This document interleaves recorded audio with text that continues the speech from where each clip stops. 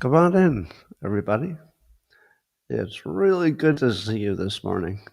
Well, all the lazy podcasters sleep in or go to church or go to the gym or whatever they're doing.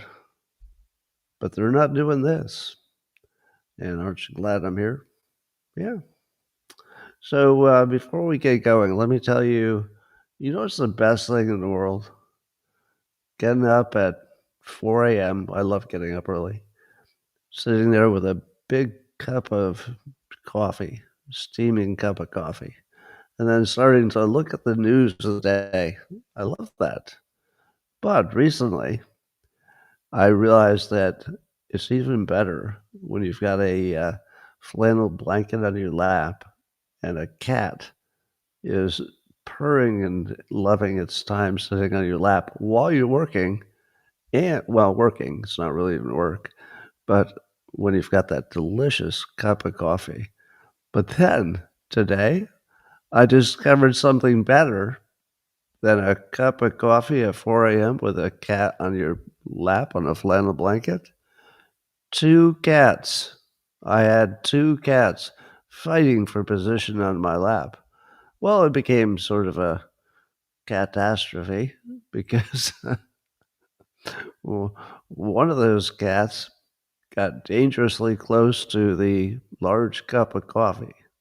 And I said to myself, well, if there's one thing I want to avoid, it would be a cat knocking over that very large, still totally full cup of coffee on my desk area and all over my cables and every kind of electronic that I've ever owned. And so I said to myself, well, I'll eliminate that possibility by lifting the cat with one hand while I hold the other cat from maybe getting into the same nonsense. And so I tried to lift the cat with one hand, and, well, there was a struggle. One of the cat's legs spazzed out in a cat-like fashion, perfectly striking the large cup of coffee off its coffee warmer. So you had a little bit of height on the coffee warmer. And somehow managed to drench coffee in what I would generously estimate is maybe 1 to 2 acres of my office. Oh my God. It was a catastrophe. So if today's show is worse than normal, it's the cat's fault. Gary. It's Gary's fault. He's not helping at all. All right. I was trying to do something here. Let's get your comments for locals working in a special little window. I was watching them in the big window, but now I can see them in the special window. Boom, boom, boom, boom, boom. Do do do do. Do do do do do do do do.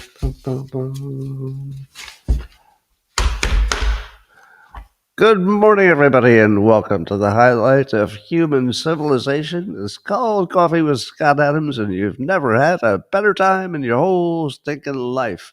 But if you'd like to take a chance on elevating your experience up to levels, no, really, up to levels that no one can even understand with their tiny, shiny human brains, all you need for that is a copper, a mug, or a glass, a can, a tankard, chalice, or stein, a canteen, jug, or flask, a vessel of any kind. Fill it with your favorite liquid. I like coffee.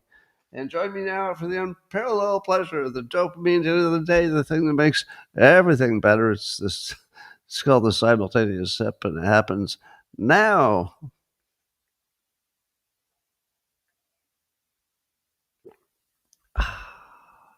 Yes, I did refill my cup of coffee that I spilled. All right, well, I got a bunch of Sunday stories. So do your chores or do your exercise or do that thing you're doing, but don't listen to this in church. All right, I wonder if there's any new backward science. Here's some. In Sci Post, Eric Dolan is writing about a study that found a strong link between loneliness and physical pain. There's a strong link between loneliness and physical pain. And I believe they're concluding that the direction of causality is that the loneliness is causing the physical pain.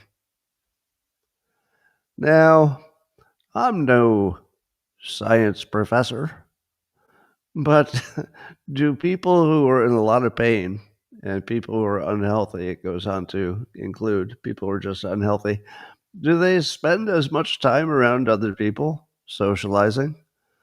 It's like, oh, I can't walk. I can't wait to go golfing with my foursome. Isn't this backwards?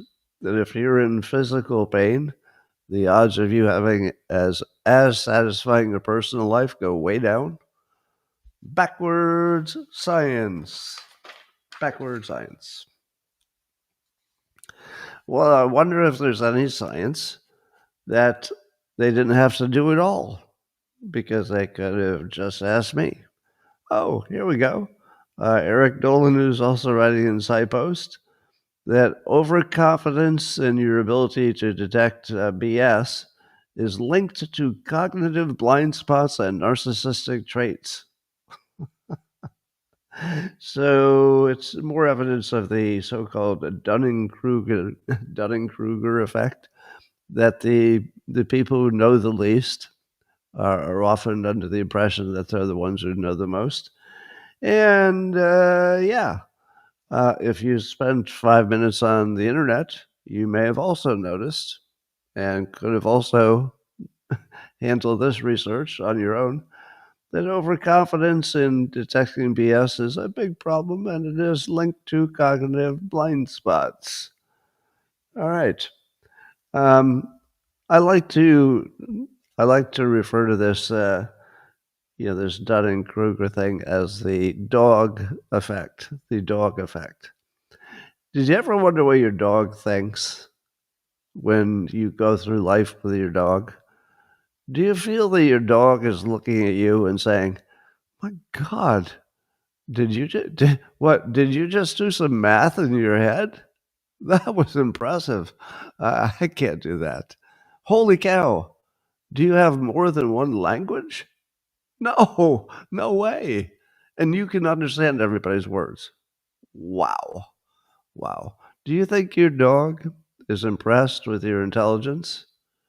Or does your dog just look at you and say, I either want to go outside, I want you to give me food, scratch my head, or just let me lick my bowls because I got nothing else on my mind right now? Well, I think it's probably closer to the latter.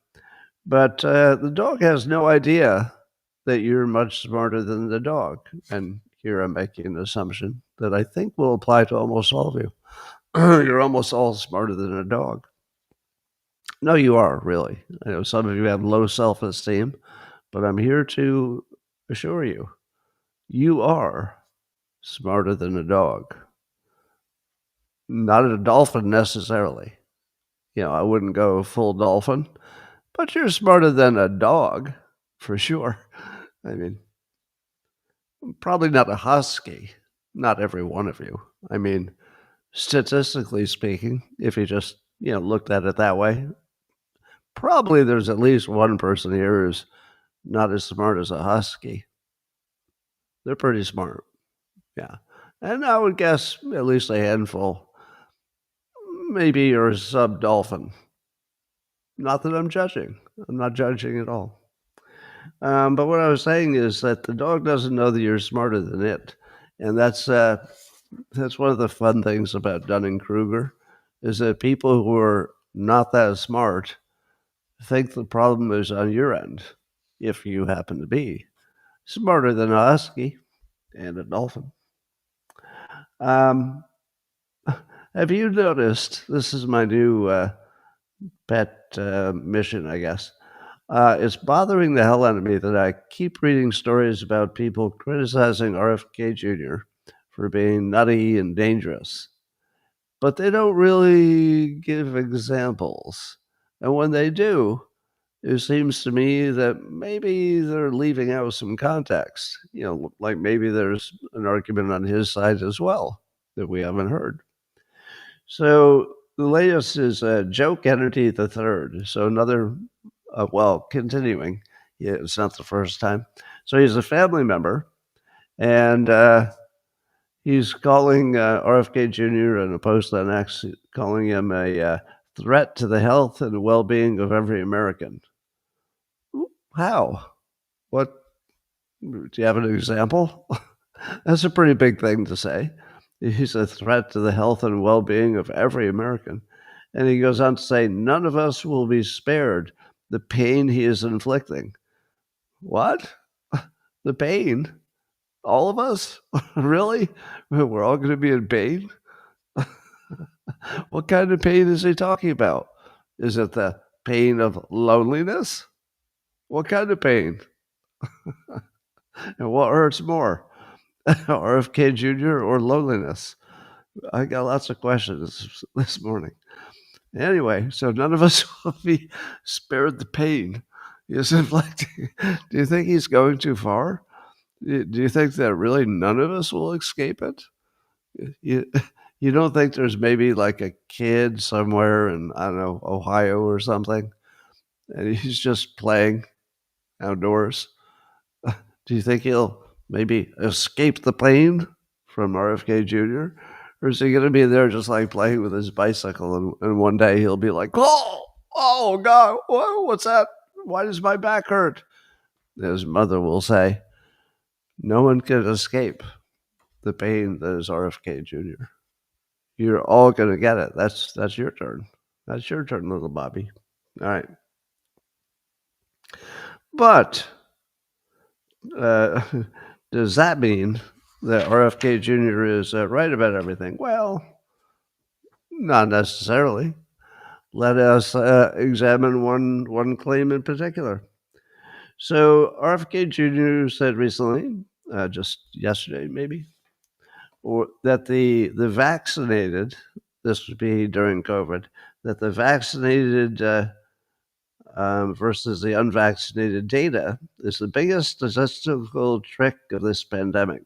So he had some criticisms about how the data was kept, about who was vaccinated and the outcomes and stuff. And he points out that you're not counted as vaccinated until 2 weeks after your second shot. So for the first 6 weeks, the vaccine is ineffective and infection and death rates rise. But all of those are attributed to the unvaccinated group, even though they just got vaccinated. Whatever deaths happened right after the shot would be attributed to the unvaccinated. I don't know if that includes the fact if you thought that the shot was the reason for that you died right away. It's not possible that they would call that unvaccinated, is it? Is it possible? I'm sorry, it's not funny. Is it possible that they would give you the vaccination, you drop dead,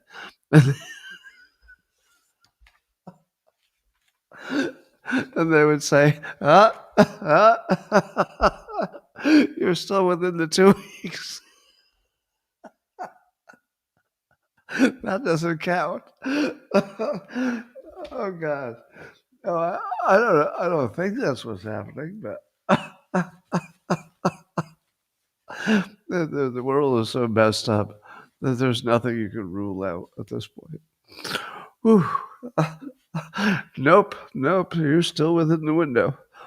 Whew. Anyway, but his most provocative claim, the one that caught my attention, was that he says that by month 7, the efficacy of the COVID shot doesn't just hit 0. He says it plummets into negative territory, meaning that if you got the shot, you're more likely to get what? To get infected? Yeah, to get infected. Now, does that sound true to you? I realized that there might be some way that it could be true that getting the shot increased your chances of having problems with COVID. That's possible. But how often is there an approved medicine that you knew made it worse for the thing that the medicine was for? Does that happen a lot? It can't happen a lot. I mean, I'm sure something like that's happened, but uh, doesn't seem like it would happen a lot. So, if the only thing you knew was that it was a weird claim that is not universally agreed upon, you might say to yourself, huh, I don't know. But there's a macro point I'm going to be making today. Yes, believe it or not, I have a macro point. Don't settle for micro points when you can get a macro point like today. And the macro point is that all data is worthless. All data is worthless. I learned that when it was my job to pull data together for a big bank, and then I confirmed it when my next job was pulling data together for a big phone company. Did it stop me that the data was all unreliable to the point of being absurd? Nope. My senior executive told me in direct words, it doesn't matter that it's inaccurate. I'll only use it when it agrees with me anyway. Literally. And that, ladies and gentlemen, is everything you need to know about data. It's never accurate. And if it were, somebody would apply some bizarre statistical treatment to it to make sure that it came out with whatever answer they wanted. And if that wasn't enough, they could add whatever assumptions they wanted until it came out the way they wanted. So if you think to yourself that this thing about not counting as vaccinated for 2 weeks, and by the way, I'm sure I got that whole story wrong, but it was funny. Uh, if you think that that's like a weird story about this one domain where data isn't, it's a little gray area whether you're vaccinated or not. So what do you call that? That's every data. That's every data about everything all the time. There's no data that's really reliable in healthcare, in nutrition, in finance, in climate. None of it. Once you realize that it's all, at the very least, is subject to interpretation, which is this, it's about as useless as being bad data. Once you realize it's everything all the time, then it's easier to analyze the story like this. Do you believe that RFK Jr. is right when he says we don't have enough data to feel comfortable about some of these vaccinations?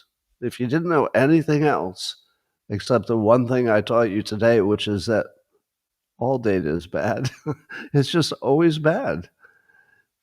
If you knew that, wouldn't you say, all right, well, I haven't looked into it very deeply, but I'll bet he's spot on about the data not being sufficient for something of this importance, meaning something you're putting into everybody's body potentially? Yes. Yeah, I'm completely on the page of we can't even, it's impossible to try hard enough to get the best data you can on that stuff. So that part's right. But then let's take the same theory that the data is always wrong and then evaluate RFK Jr.'s claim that there's a situation in which the vaccination makes things worse. Remember, if you believe that all data is wrong all the time, why would he be right about that? And so I give him the same skepticism that he gives all the other data. And we're both right.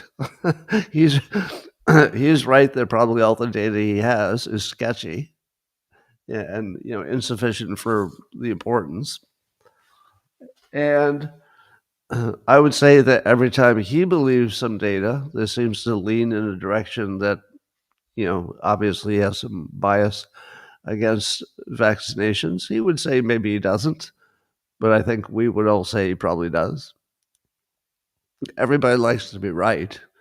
So in his case, it would validate a lifetime of skepticism. So, I would say I haven't had a lifetime of skepticism, so I might be less biased on it than he is, if he's normal, because it would be impossible to have lived his life, done what he's done, and be the advocate he's been for various things, and not be biased by it. Is that even possible? You wouldn't ask that of anybody. It'd be impossible. All right. So I would say what I like about RFK Jr. is I do believe he is committed to getting the right answer, even if it hurts. I believe he has the character and an ability to get the right answer wherever that's available, even if it hurts. That's why I trust him.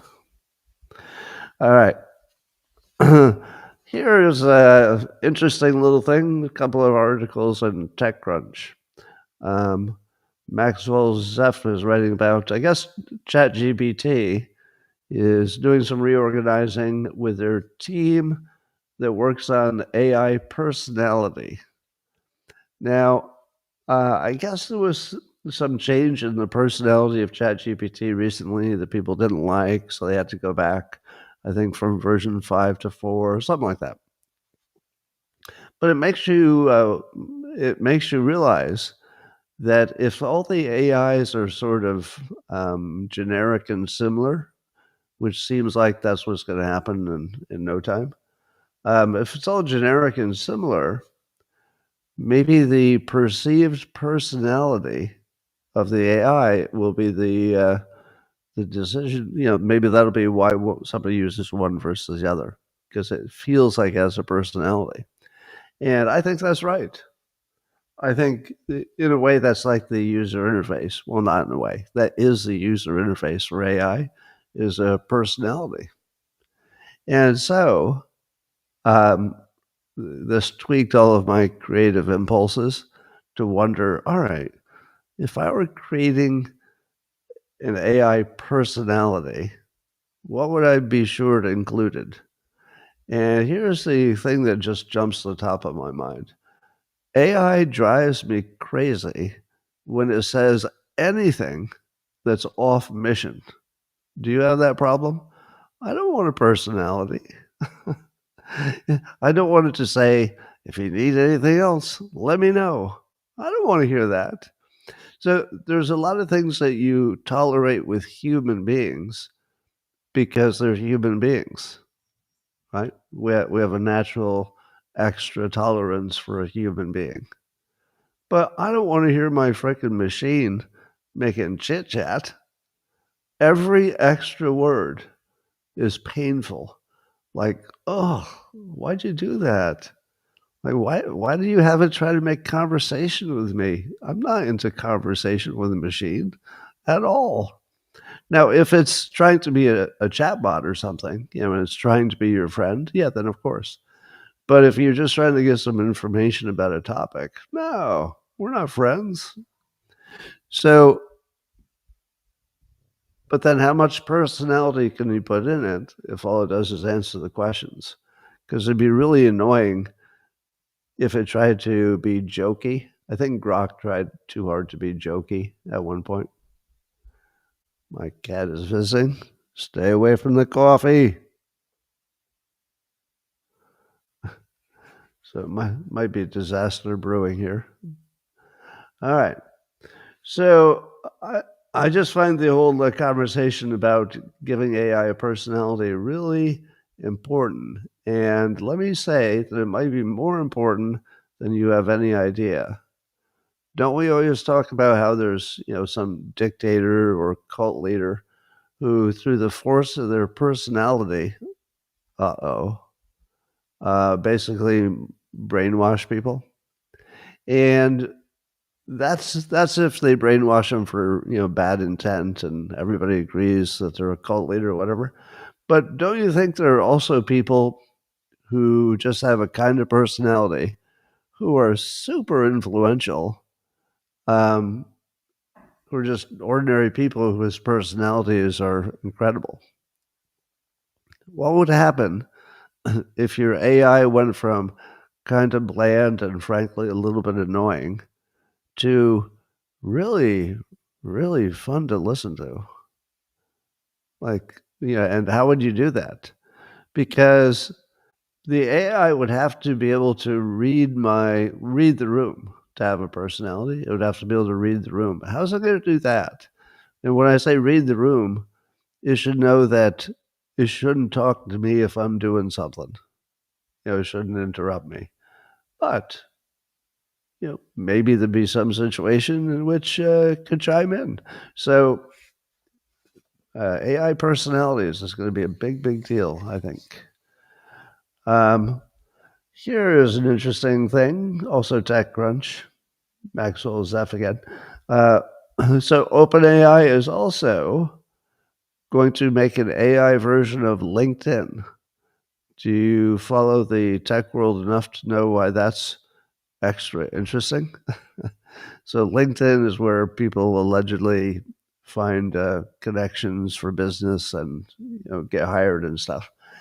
And it was created by Reid Hoffman, famed Democrat donor and investor, and sold to Microsoft. So Microsoft is the big investor in OpenAI. So OpenAI and Microsoft are joined.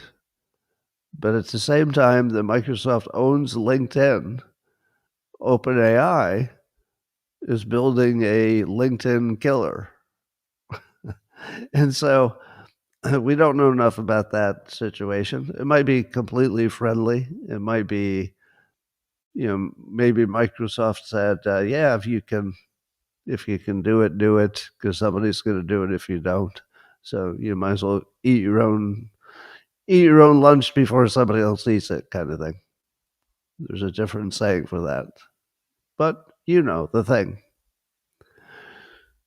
So we'll see.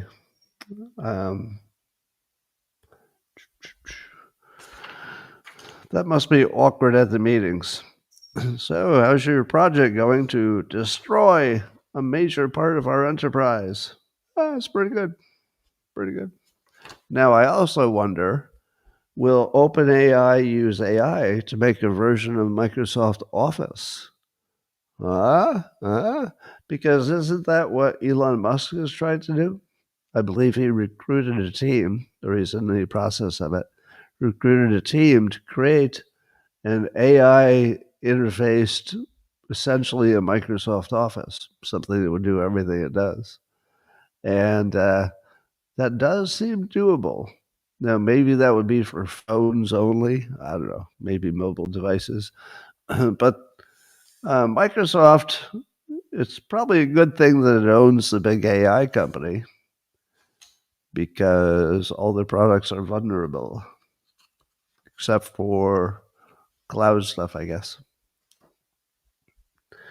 Well, there were many protesters, thousands, who flooded the streets of D.C., and they were protesting Trump's, militarization and federal takeover of the law enforcement thing, even though the mayor's on board with it, and even though the people seem to like it. So, a big protest. Now, I saw a number of people online comment that there were no black protesters out of the thousands of faces. there were no black protesters. Now, what does that tell you? Now, people interpreted that as meaning that the black citizens want extra law enforcement because they might live in places of the city that are the most dangerous. So that would make sense, right? Most dangerous place, you'd want the most help. So there are no black protesters. However, there's another hypothesis. I cannot vouch for this being true, but I remember seeing an interview with one of the people who's in the business of renting a fake crowd for protests, which we all know by now is how these kind of protests are formed. They're paid protesters. But still, the question persists, even if they're paid. Where are all the paid black protesters? And this is very racist, not by me, but I swear I saw one of the owners of the fake protest businesses say that they avoid hiring black people because it might cause too much trouble.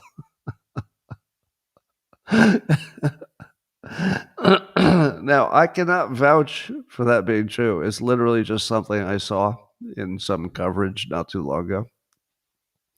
And I thought to myself, could that possibly be true? Is there any way in the world that he would say that out loud? Because it doesn't feel like something he would say out loud, even if it were true. So, but I will note, never mind. Anyway, um, Matt Walsh had a interesting point on a video he made that the introduction of body cams destroyed the Black Lives Matter movement.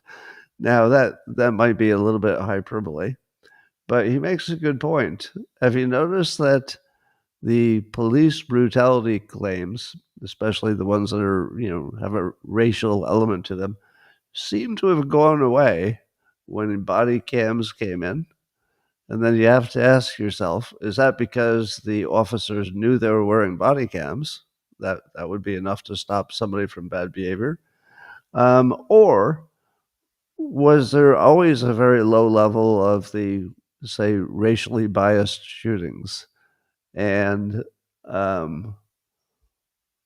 we just didn't know it was a low level because too much was made. But then we add all body cams, for sure. So which is it? Did the body cams make people act better? Or did it simply tell us how they were already acting? We'll never know. Do you know why? Because all data is bad. So even when it's right, you can't be sure. So that's the problem with data. It pretends to give you certainty, but that's sort of all it can do. There are some rare exceptions, let's say within, I don't know, a controlled engineering experiment or something like that. You could find some places where data works, but it's more like engineering than it is in the big messy world. Well, there's a Texas Congressman, Representative Nathaniel Moran, who wants to get some legislation going that all the tariff revenue above a certain level would go toward the deficit. What are the odds that Congress would vote that they could not touch any of the money coming in from the tariffs, and it could only go toward the deficit? The answer is nobody gives up power. Right now, they have the power to screw the country by just buying new things with the tariff revenue. But they also have the freedom, collectively, they could vote to pay down the debt. In what world would Congress give up their options? Because that's their power. Their power is their options. And why would they give away the option of wasting it on some pet project or something? So I would say the odds of this getting passed are pretty close to nothing. J.D. Vance had an interesting exchange with Democrat troll Brian Krasenstein. He's kind of famous online for being a Democrat back and troll. And he was talking about the fact that the U.S. took out that cartel boat coming from Venezuela, and there was a lot of celebrating about that. And Krasenstein said on X, quote, "Killing the citizens of another nation who are civilians without any due process is called a war crime." And J.D. Vance responded with, quote, "I don't give a shit what you call it." And of course, it was very popular with the pro J.D. Vance crowd. And, on one hand, it's just response to a troll, and J.D. Vance is learning a lot from President Trump. You can see that J.D. Vance has added a whole dimension to his persona that you wouldn't see unless he were part of the Trump administration. And whether or not that becomes a permanent part of his persona, is to be seen. But it might. I kind of like it. If he doesn't overdo it, I kind of like it. But here's what I think J.D. Vance was saying. I think he was saying that we're just going to get the job done. There's nothing bad in it. He's just going to say, you can call it whatever you want. We're going to do the job that needs to be done. And I like that. So rather than getting into the weeds about definition, this is one of the things I talk about in my book, Losers Think. If you're arguing about a definition, about whether something was a war crime or not, you're trying to win your argument by getting the other person to use your word. If I can get him to say this word or two words, and I win the argument. That's not really a good way to debate. So I like the way he says he's not going to enter the contest of what word to put on it. He's just doing what needs to be done. I like it. And then Rand Paul was critical of it, and he said that Vance says killing people he accuses of a crime is the highest and best use of the military. Did he ever read To Kill a Mockingbird? Did he ever wonder what might happen if the accused were immediately executed without trial or representation? Now, I don't think Rand Paul is analyzing this as cleanly as possible. I like his impulse to avoid war, so that part's good. So he's consistent about it. But is the argument any good? It's not like it's not as if it's Vance who's deciding whether they should die. There's probably a fairly rigorous process that the military used to know that it was what they thought and where it left from, and they probably had intelligence on the ground before it even left the port. I don't know. But so I think he mischaracterized, Vance's take on that. He had to generalize it to the point of absurdity.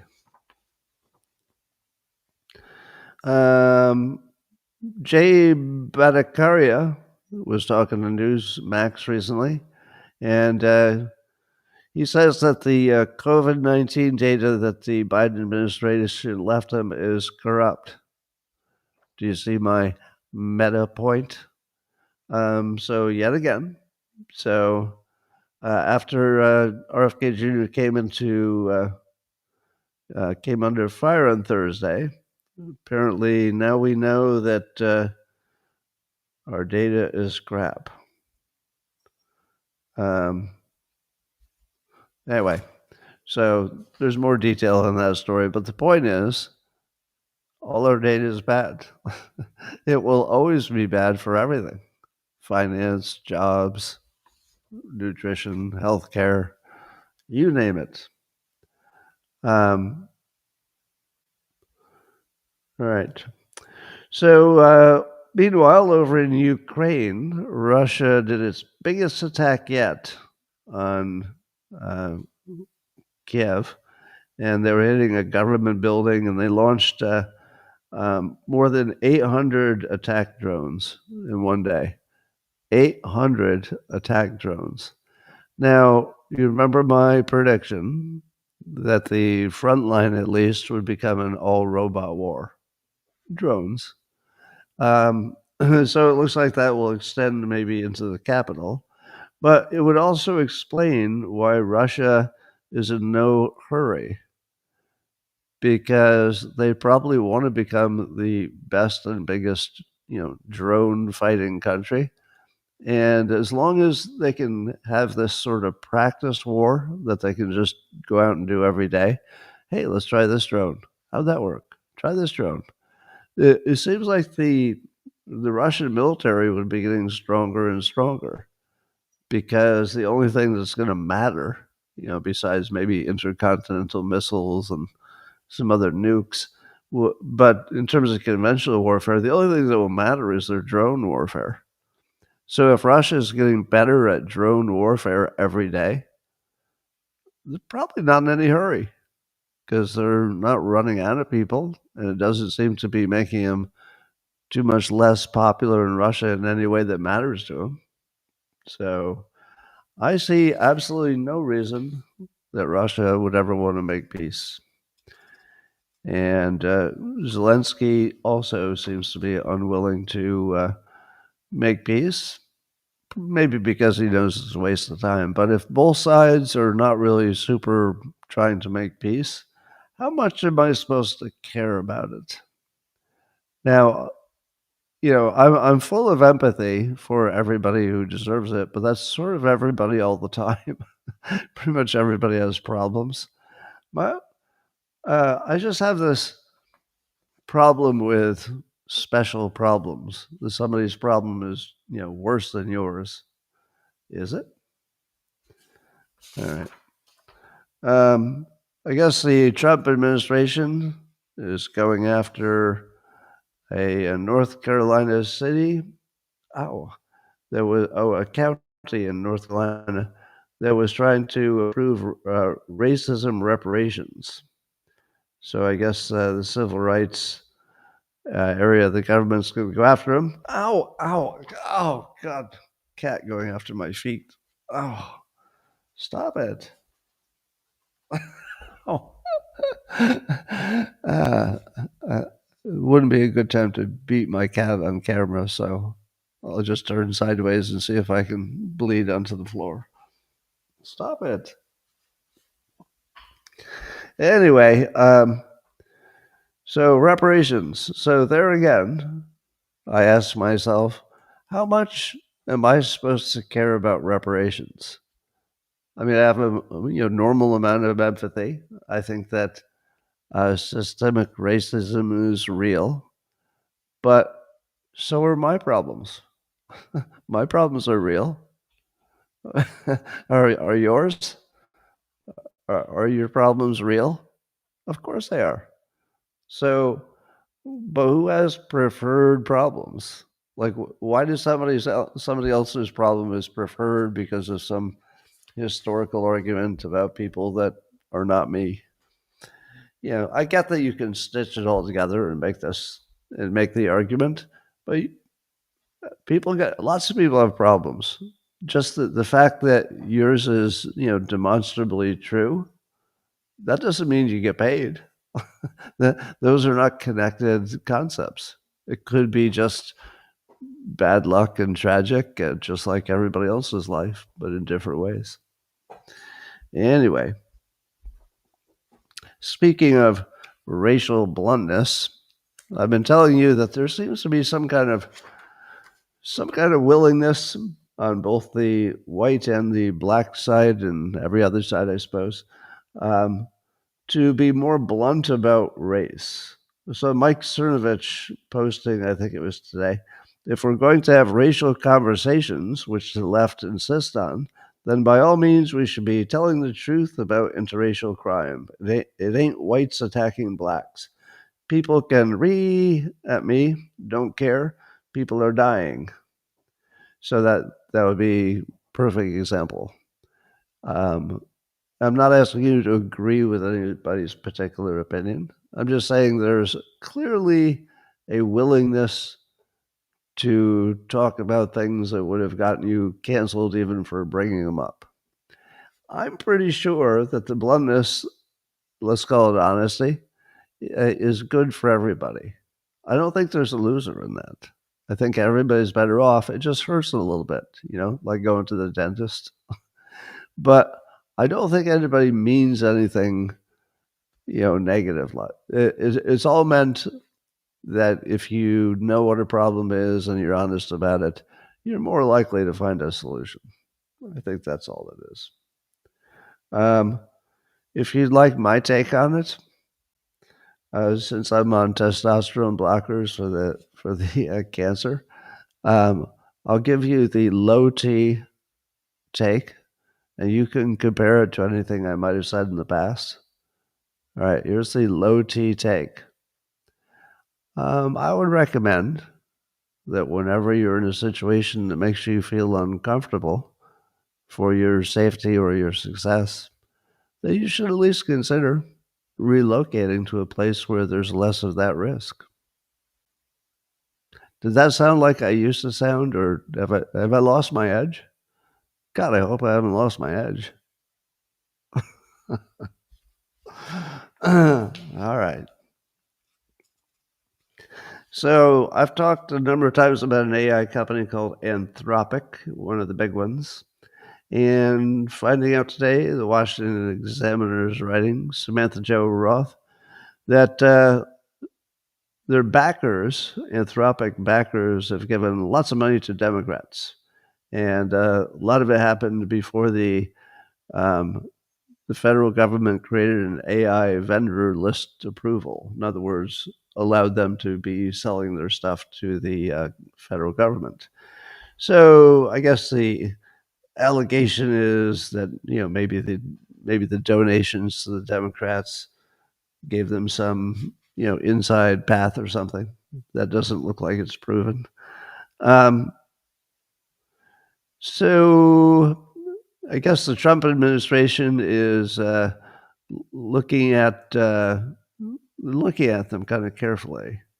So were they going to do something to them?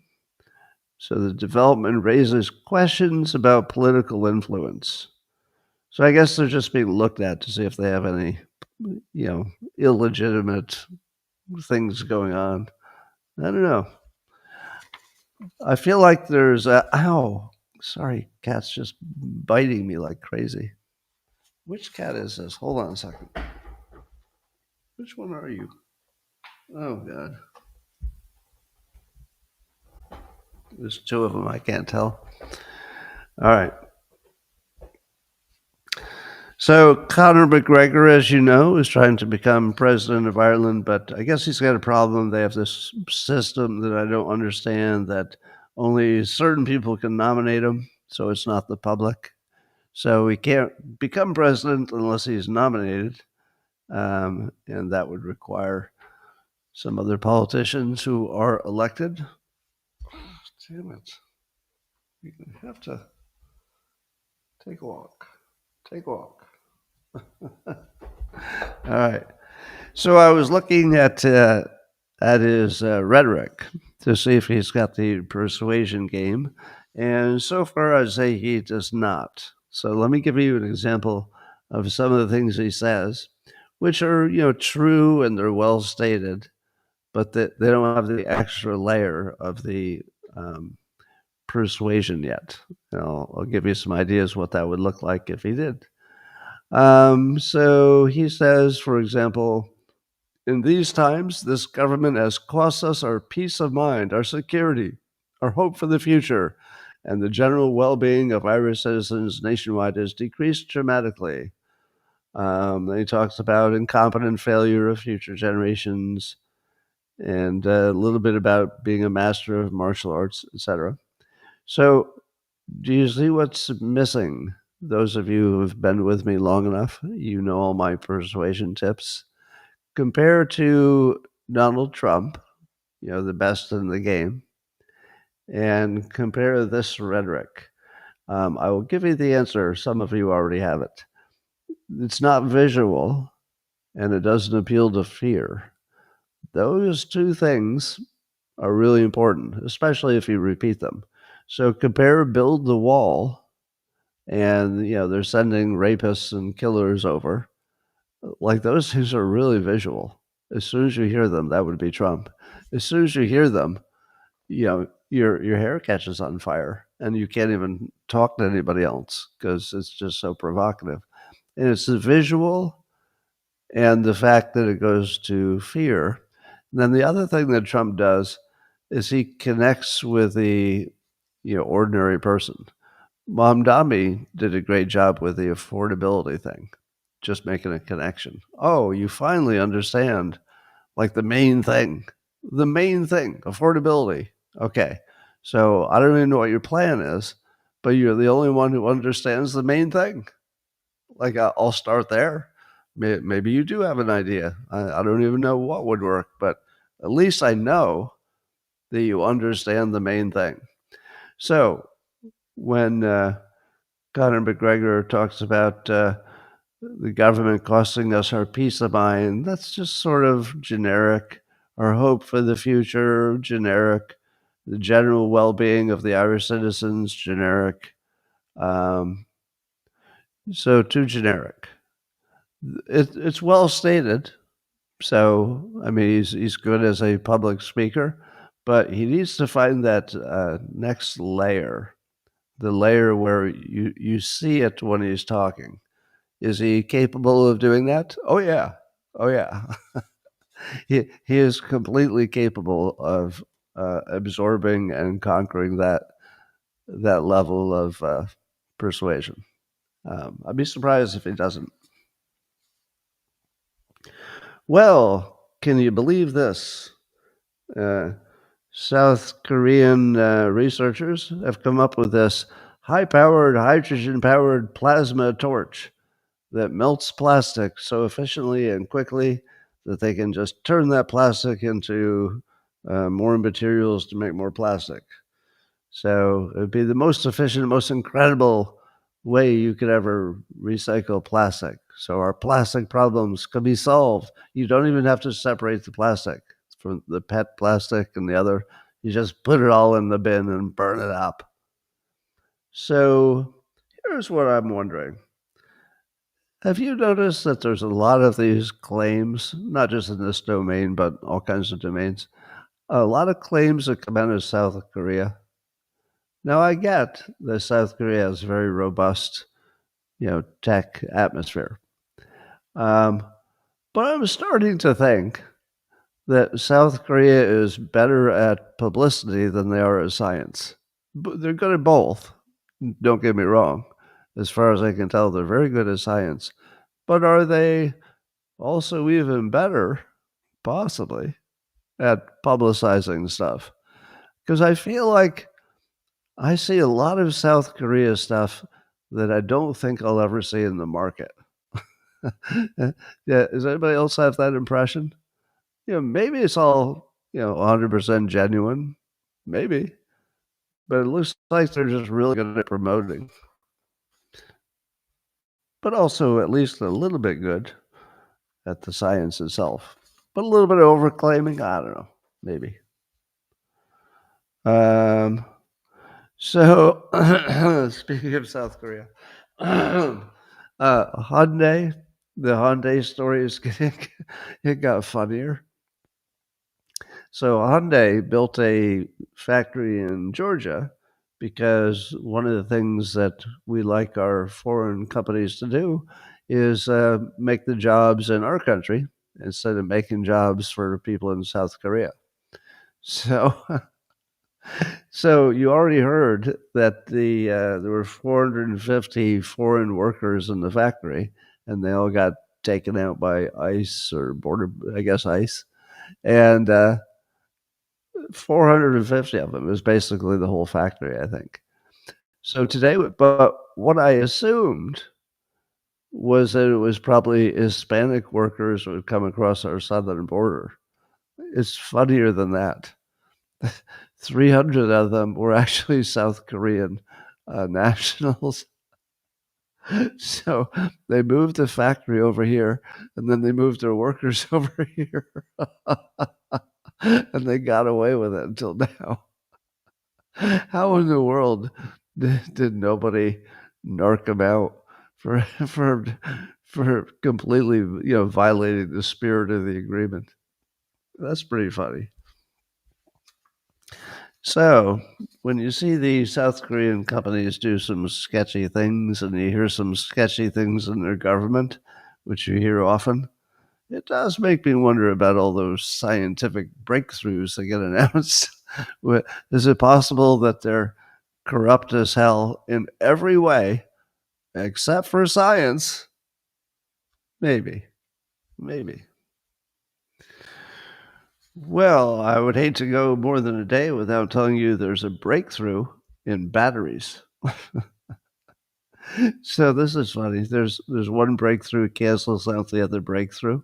So an MIT research team figured out how to recycle lithium-ion batteries so effectively that it would almost be a miracle. So they use some kind of Kevlar-like electrolyte. So you don't need to know what that means. But basically, it wouldn't be that different from batteries we have, except this one material would be different, this Kevlar-like electrolyte. But that when you did that, when you're done with it, when the battery is to be recycled, it says, I don't believe this, but it says you just drop it in a solvent and the whole thing falls apart cleanly and you can just easily recycle it. So can you imagine that our batteries would go from these eyesore on the planet to we don't know what to do with them? Could they actually turn into, oh, just drop it into the solvent? Oh, it's gone. It's already gone. Well, I don't know.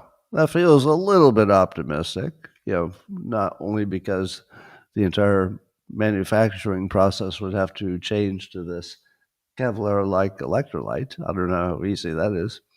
But to cancel that out entirely, there's another company, according to Interesting Engineering, that has a whole different kind of battery. They use a cohesion-inhibiting new liquid electrolyte, which I'm guessing makes it not applicable for dissolving like that other battery. And this one is so good that what it'll do 500 miles on a single charge, and it'll recharge in 12 minutes. And it will last 186,000 miles. So that would kind of get it over every hump.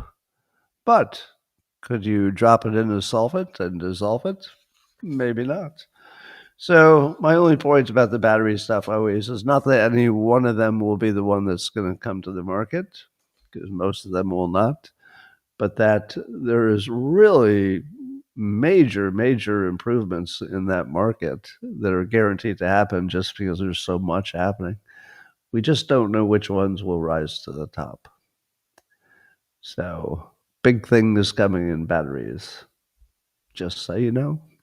All right. How do we do? Oh, pretty good. Ladies and gentlemen, if you don't have my book, Loser Think, you really should.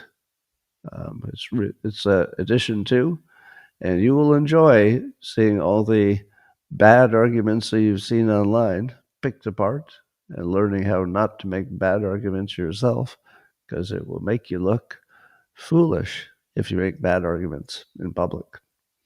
So I'm going to talk privately to the beloved members of Locals. And Locals, I'll be with you in 30 seconds. The rest of you, you're going to have a tremendous Sunday. One of the best. People are talking.